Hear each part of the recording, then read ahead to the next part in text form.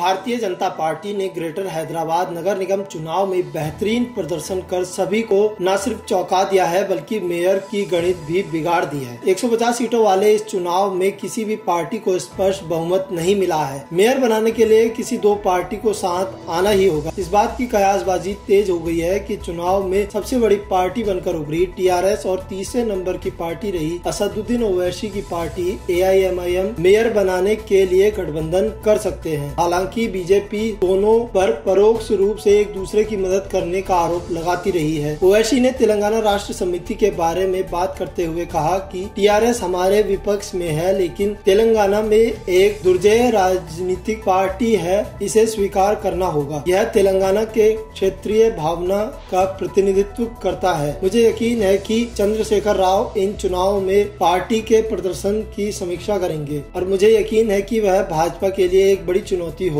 वहीं बीजेपी ने इस चुनाव में अपनी पैठ बढ़ाते हुए राज्य में सत्तारूढ़ टीआरएस को लगभग भयभीत कर दिया है, जो नगर निकाय पर बमुश्किल अपना कब्जा बरकरार रख पाने में कामयाब रही। भाजपा के बेहतरीन प्रदर्शन को जहां पार्टी के प्रदेश नेतृत्व ने भगवा स्ट्राइक करार दिया है, वहीं स्थानीय चुनाव के लिए प्रभारी नियुक्त किए गए भाजपा महासचिव भूपेंद्र यादव ने चुनाव में पार्टी के प्रदर्शन को नैतिक जीत बताते हुए कहा कि भगवा पार्टी तेलंगाना में टीआरएस की एकमात्र विकल्प के रूप में उभरी है। आपको बता दें कि सत्तारूढ़ टीआरएस 150 वार्डों वाले जीएचएमसी चुनाव में 55 सीटें जीतने वाली एकल सबसे बड़ी पार्टी बनकर उभरी। वहीं बीजेपी 48 सीटों के साथ दूसरे स्थान पर रही। पिछले चुनाव में बीजेपी के पास महज 4 सीटें थी। वहीं एआईएमआईएम ने अपने पिछले प्रदर्शन को दोहराते हुए 44 सीटों पर जीत दर्ज की है। 149 सीटों के परिणामों की घोषणा की गई क्योंकि उच्च न्यायालय के